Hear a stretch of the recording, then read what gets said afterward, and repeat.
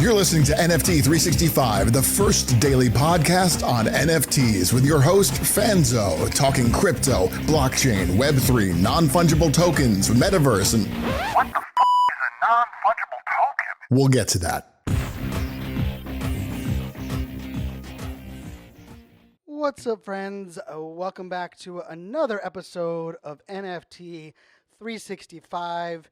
And, well, to start this episode, I'm actually going to ask you to do me a favor. I'm going to ask you to turn the volume up a little bit on this episode. I'm going to ask you to inch just a little bit closer to your speakers. I'm going to ask you to kind of open your mind to the idea and the real connection that this episode is going to have. Because for me, when I think about Web3, when I think about NFTs, when I think about this podcast, when I think about the future of work, when I think about the blockchain, when I think about the technology, I talk a lot about, that I believe that this is all moving towards a world where there are less people committing suicide, right? Less people that are feeling alone, less people that are ultimately more connected, yet more isolated and more lonely. But for that to actually happen, we have to shift our, not only how we think about technology, our interaction with technology, but we also have to understand that just because in the past we've used certain technology or certain things in certain ways, doesn't mean that's what's best for us moving forward.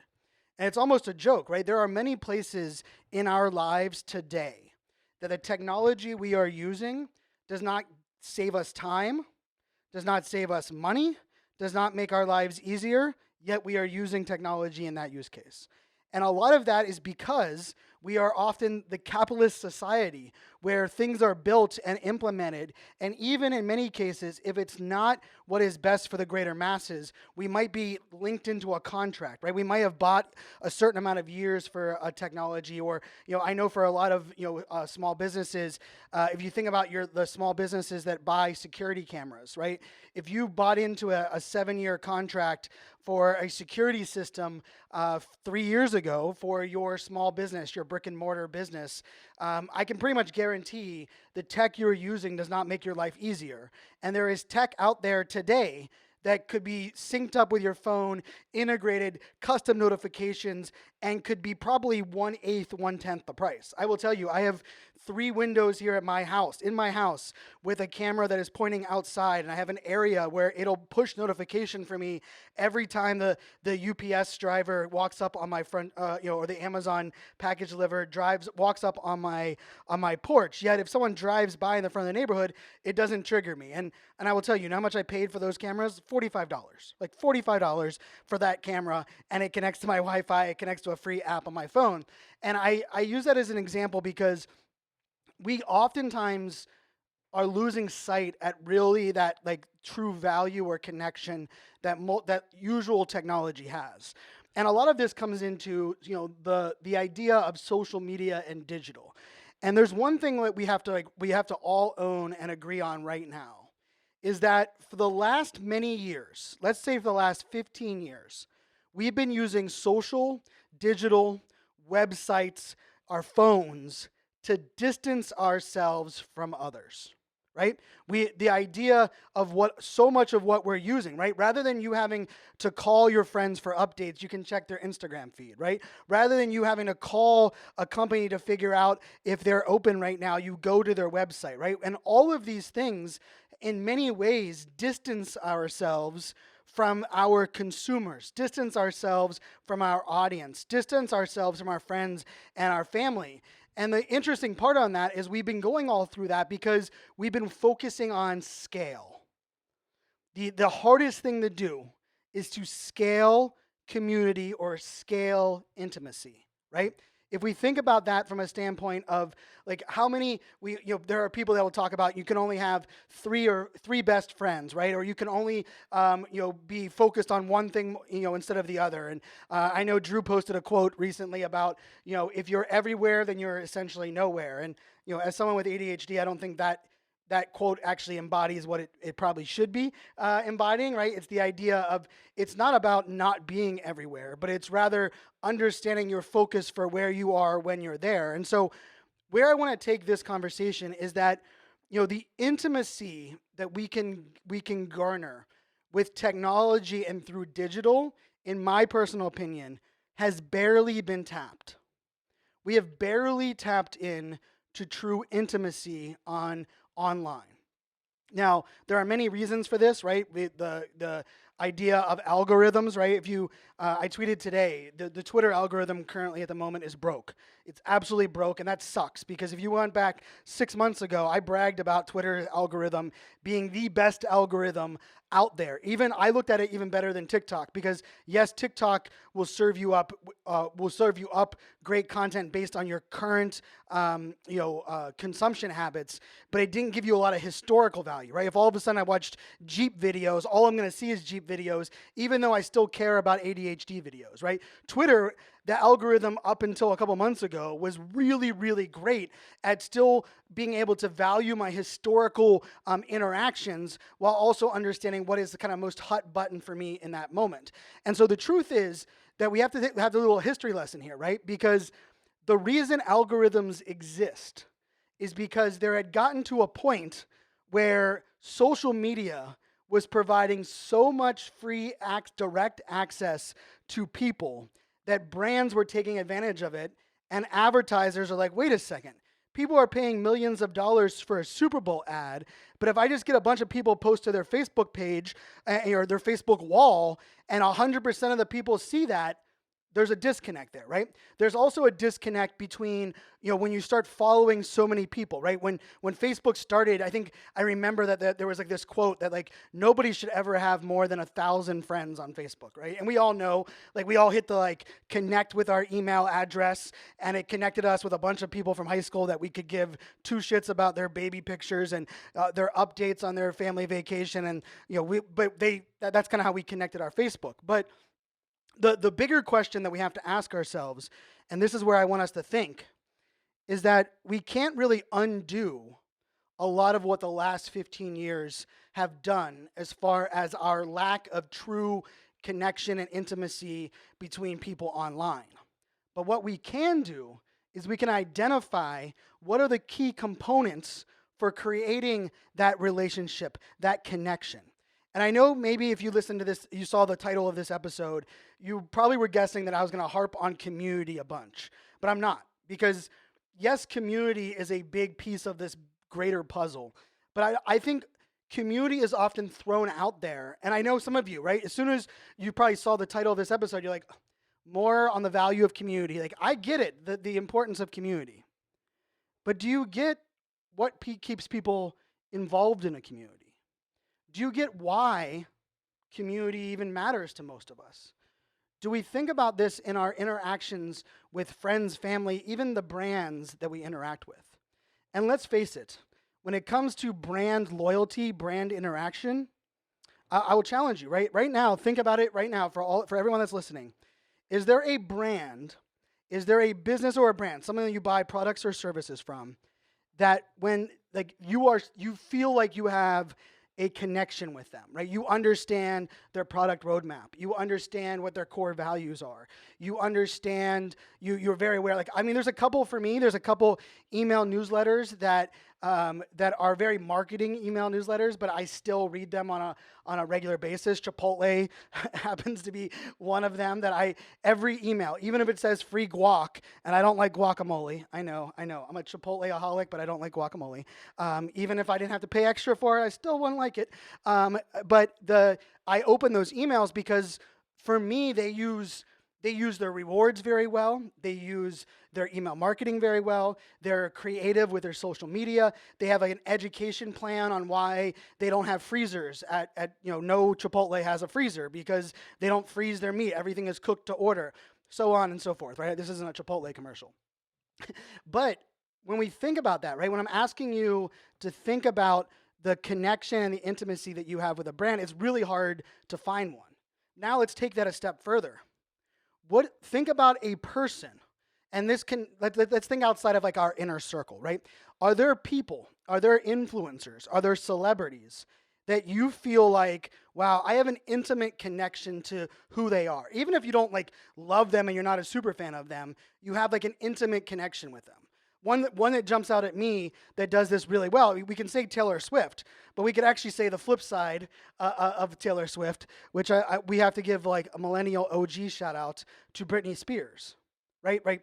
And one could argue Britney Spears has slipped over that, that other side of like, where her posts are right now, she feels a little unhinged, right? And one could argue is that because she finally has freedom for what she was been going through in this ridiculous, cage that she's been forced to live upon with her parents and her estate and all of, the drama that went on there. But, what Taylor Swift does really, really well is that she allows you in, but she doesn't give you unlimited access.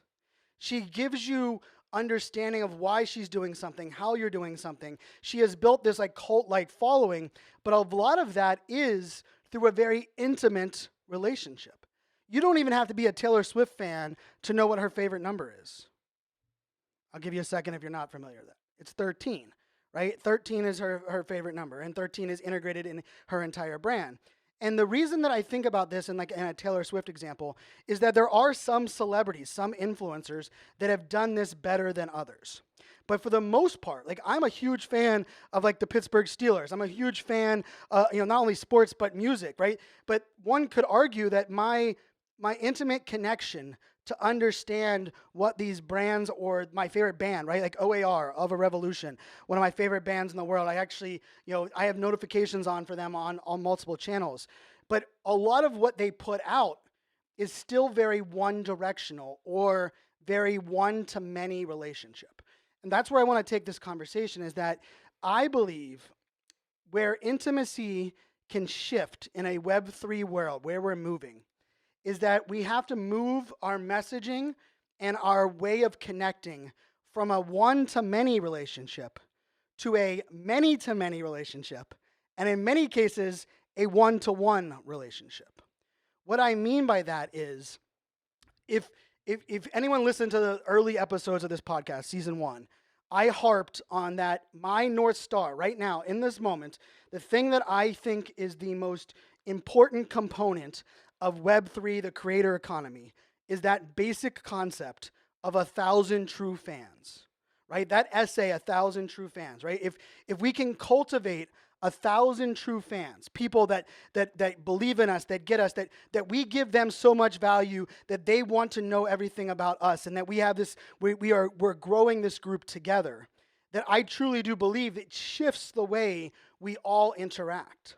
Now, social media right now does not reward us. Because even if you have 1,000 true fans, you have to convince your 1,000 true fans to turn on the bell, right? Like how many people here are even following this podcast or subscribe to it? I bet you a lot of you that are watching on YouTube or listening on your favorite podcasting app, you haven't even hit subscribe yet, right? Because you're like, man, now it's gonna be notifications, and I might not want to listen to every episode that Brian does or whatever that may be. I hope that you would hit subscribe, and I hope that you will hit, pound the bell so you're notified when new content is put out. But I also understand part of that limitation is not only the distance, but it's our lack of shared ownership. And when I talk about NFTs, my belief in NFTs has nothing to do with the word NFT. I don't care if you call it digital collectible, you call it stamps. My belief in NFTs has very little to do with the community Discord component underneath it. It actually has everything to do with the idea of shared ownership.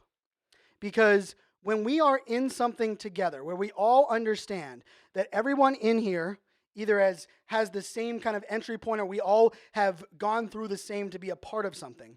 And then once we're a part of that, we understand that we are together building this. Magic can happen. Now, the first, I would say, limitation that we've had with this level of shared ownership is probably the biggest problem in our entire ecosystem. And it's the lack of transparency.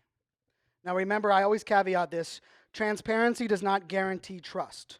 Transparency guarantees a window for people to determine if you are trustworthy. But if you are transparent and you are a piece of crap, we just determine that you're a piece of crap quicker. If you are transparent and that you are someone that all of a sudden is not doing the things that you've claimed that you're doing, we get to decide that quicker, right? And so, but the idea of transparency for most of us is a scary concept, right? Because we have to let people in, and most people kind of link it to our dirty laundry, but I don't think of it that way, right? I think of transparency in saying that if I have delivered for every client that I have advised, right? Like I'm advising NFT projects, right? If I have delivered for every NFT project, I would love for you to be able to see that transparently, those relationships, how much I was paid, how much interaction I did, what were the results that we driven in the back end, right? I want you to have access to that because I don't want to have to prove myself over and over and over and over again and pitch you and say, please believe me, I'm not a scam artist and I am, I am who I say I am. And truthfully, the podcast of season 1 would not have needed to be daily if transparency was already inherent in my community and my ecosystem. And so transparency is such an essential component. And transparency shines through not just in human interactions, but in our digital interactions. So one of the biggest limitations I believe with digital intimacy has been our lack of transparency on digital interactions. If you're looking at the Twitter files right now, Elon Musk has been releasing the Twitter files, and this isn't a political discussion.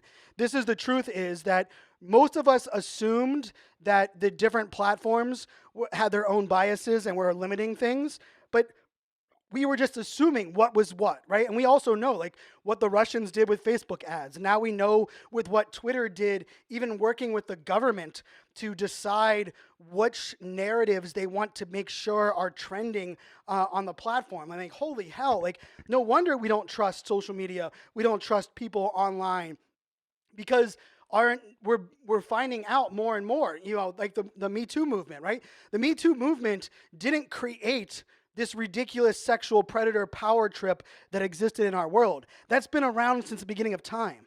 Social media exposed that.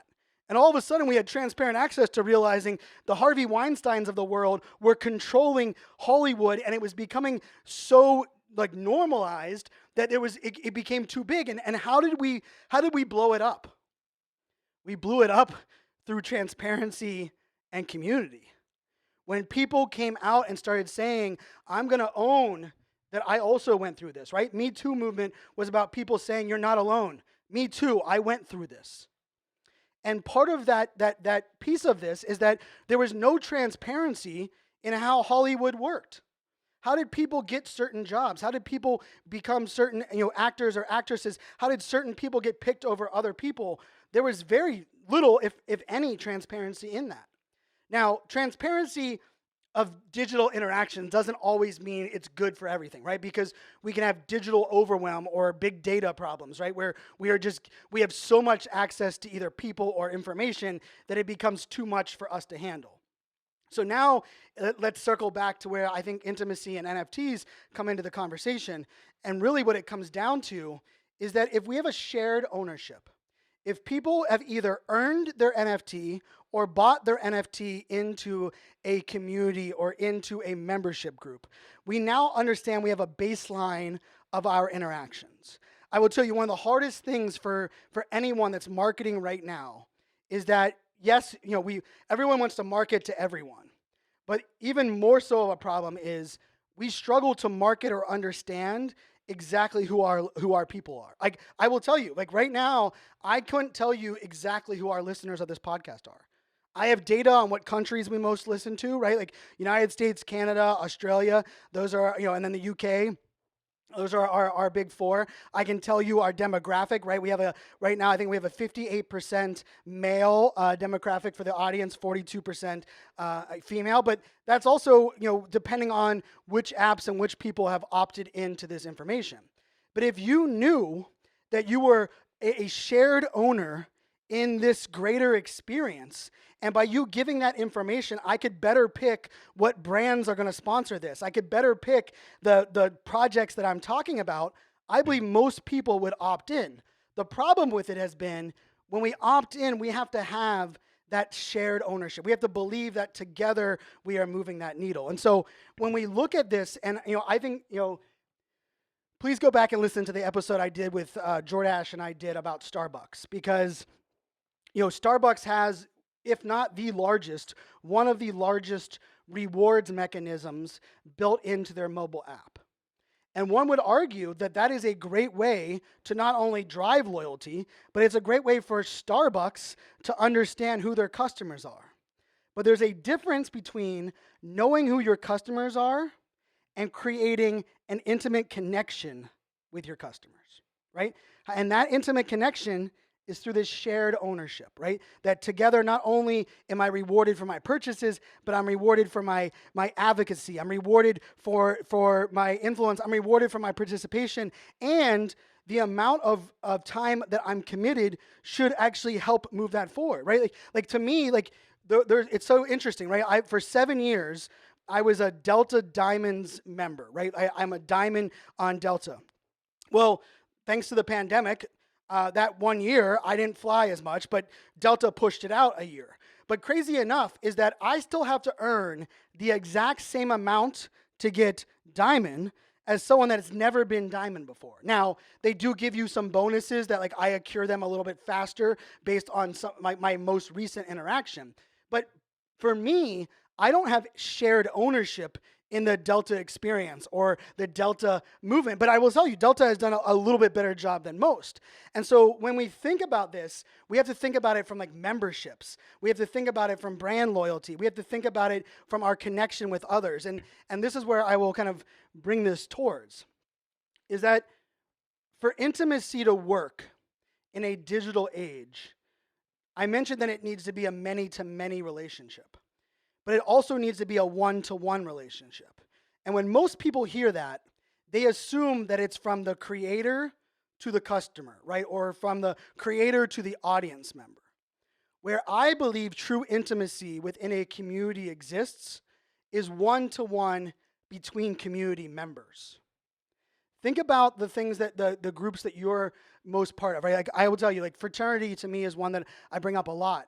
But my fraternity, my relationship with my fraternity, I don't have a stronger relationship with the founder of the fraternity. I don't have a stronger relationship with the fraternity chapter, like our head chapter in Vermont.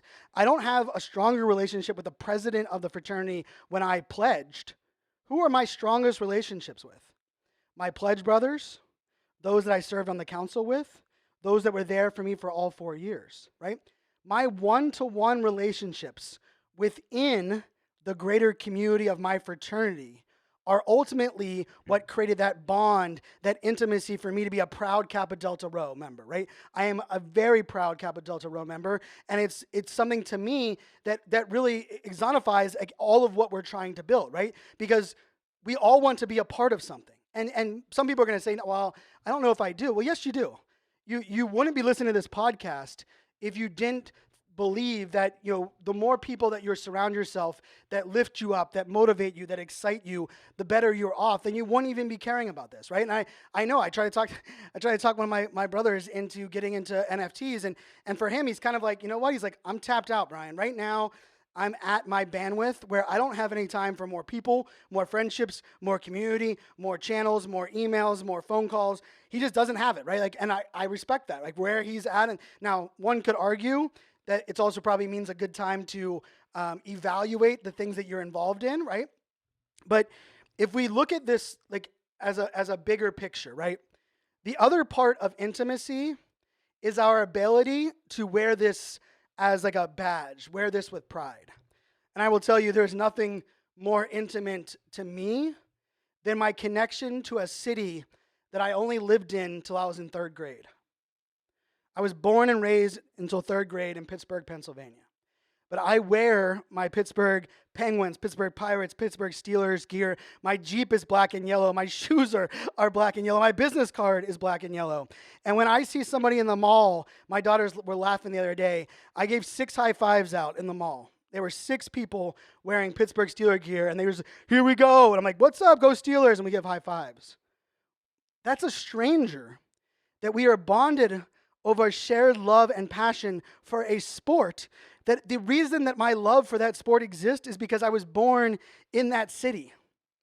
And so the other missing part of our digital intimacy is our ability to broadcast to the world, but probably even more importantly, broadcast and discover others that are also in that same journey. I will tell you, it's why I've launched the Shades of ADHD collection for my AI art and NFTs. If you identify as someone that is neurodiverse, or the newest term I've seen all over TikTok is neurospicy, which neurospicy is really anyone that has multiple neurodiversity, I don't want to say branded, right? So I am ADHD and I am dyslexia, right? So I have those two. So I am neurospicy is what that referred to. But I will tell you, for me, creating NFTs, the shades of ADHD NFTs, I want to see this across the board with all aspects of everything, right? If we can find ways that we can not only feel less alone and feel heard and seen, but we can put that out there, it changes our connection with each other. I've said this on stages for forever, that I firmly believe that our vulnerabilities connect us stronger and more intimate with people than our strengths. Think about the people that are in your life today and ask yourself, are you most bonded to them because of what they do great, or most bonded because you have shared life experiences? Maybe you both have gone through divorces. Maybe you both have struggled with reading and education. Maybe you both have a child that is dealing with something. Maybe you both had a parent that had cancer. Maybe you both have gone through job loss, or maybe both of you are parents, whatever that may be, right? Our connection with people is more often not about like what our number one thing is that we are great at, but it's about those all-encompassing things. The problem that digital has presented to us for the last 15 years was there hasn't been a great way for us to find our people. For me, the Shades of ADHD collection is the idea that I'm going to identify some of the biases, some of the stigmas around ADHD. Today, for the recording of this episode, I dropped a new piece today referred to as time blindness, right? And the idea is that if you are someone that hates to be late, yet you also despise being early, which means almost always you are in a struggle to where you're going to leave the house and you're like, you know what? It only takes me 20 minutes to get there. I have 30 minutes before I need to be there. Why don't I go empty the dishwasher? And then you go and empty the dishwasher, and as you're emptying the dishwasher, you're like, wait, I should probably put the dishes in the sink into the dishwasher. So then you put the dishes in the sink into the dishwasher. Then you realize that you hadn't organized the fridge, so you start organizing the fridge, and then you realize I need to make a list of the things I need to make to get at the grocery store to fill the fridge, and then you look up and realize that you need to be where you're supposed to be 5 minutes ago. That's time blindness. It's something that many of us with ADHD or diagnosed neurodiverse have. I made that NFT because I want people to recognize that it is something that we struggle with, and it's something that that oftentimes before I ever realized it, I just thought I was dumb and I couldn't ever, like, why can I not map out things correctly? Why can't I understand how much time I'm spending on things? But recognizing that my brain's a little different and my brain does not value and doesn't, and one of the tests they'll do for ADHD, just for to kind of wrap this in, is they will actually have someone filling a glass of water. And they will ask you, how long do you think it'll take to fill this glass of water up to the top? And for most people that are neurodiverse or ADHD, you're either going to guess way too many seconds or not enough seconds. Because our ability to calculate that time isn't something that is innate in the way that our brains function. And so for me, that NFT, creating the AI art for it, it's as much for us to recognize that, but it's also so that we can educate others. But it's also so that we can connect with each other and be there for each other for those that are struggling with certain things. Imagine if the biases and the stigmas that exist in our world today, if we were able to not only debunk them, but to give us something to be able to help others, right? It's like paying it forward. And for me, part of this intimacy online is I want people to feel seen, I want people to feel heard, and I want people to have ownership in what we are building and how we are all building it. I firmly believe NFTs built on the blockchain, leveraging transparent interactions, transparent the way that we do things, are going to drastically change that intimate connection that we have, not only with brands, not only with thought leaders and influencers and celebrities, but with each other. And I think it is the vehicle to get us to that 1,000 true fans. The last thing I'll say is the medium that we deliver this on is also very dependent on the intimacy conversation. I believe audio is the most intimate medium in the world. You are listening to this on the podcast, and you're listening to me tell you the story about going out the door and then running to my dishwasher and unloading my dishwasher and then looking in the sink and then opening the refrigerator. I'm not telling you what that visual is. You're actually picturing it in yourself. So maybe you're picturing me in your house running around and doing that. Maybe you're trying to picture the kitchen that I have because maybe you've seen a picture in the back of my Instagram photos or whatever it may be. That ability for us as listeners to audio to be able to paint the picture and visualize the story in our own way makes our connection more intimate than if you're watching this on YouTube. If you're watching this on YouTube and I'm telling you, you're watching the video, I as the creator am determining what you're visualizing as I'm delivering this. When we think about that intimacy, we have to really think about these ways that how do we tell stories? How do we empower each other? How do we connect with each other? And then more so than anything else, how do we also remove some of the biases and things that exist today that are innate, that are built in without us even knowing it? I will tell you, there are people that I've shared Twitter spaces with, probably 20, 30 hours worth of Twitter spaces.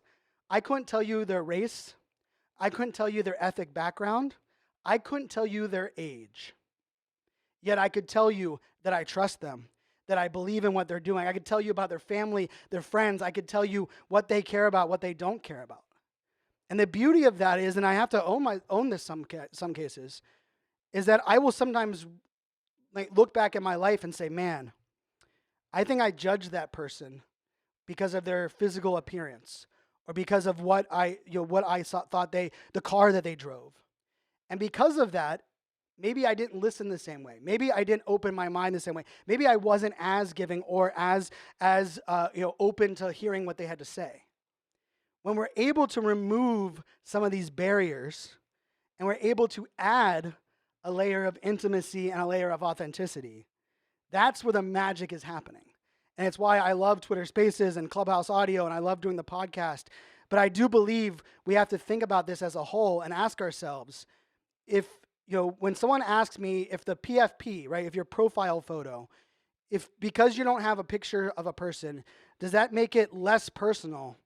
I actually believe it gives us the opportunity to be more personal.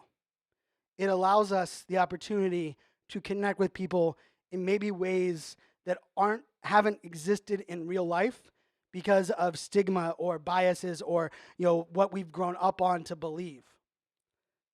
And to me, it's a pretty powerful movement if we're able to start finding our people and not be limited by the things and the culture and the beliefs that have been pounded into us since the beginning of time.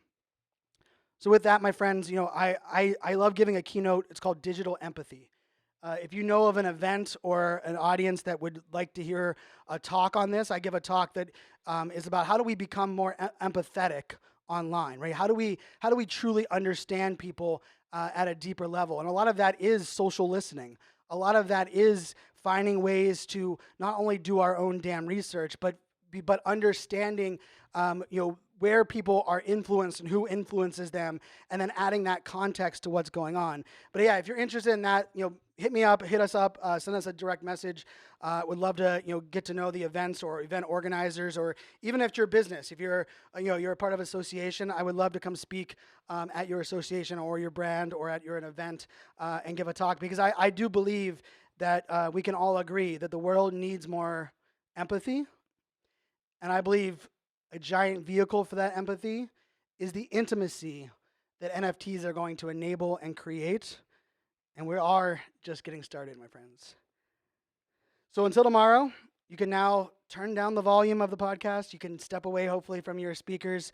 And I hope you are as excited, as inspired, and motivated as I am to take on the year of the GOAT, or they're calling it the Jordan year, right? It's 2023, Michael Jordan.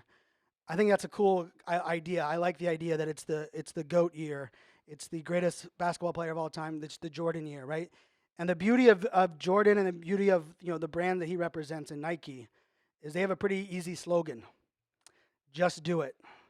Let's make 2023 the year that we just do it. Let's be the vehicles of intimacy and empathy. Let's understand the importance of connecting with each other, supporting each other, and finding more ways to connect. Until tomorrow, my friends, or until the next episode, make it a great day. Cheers.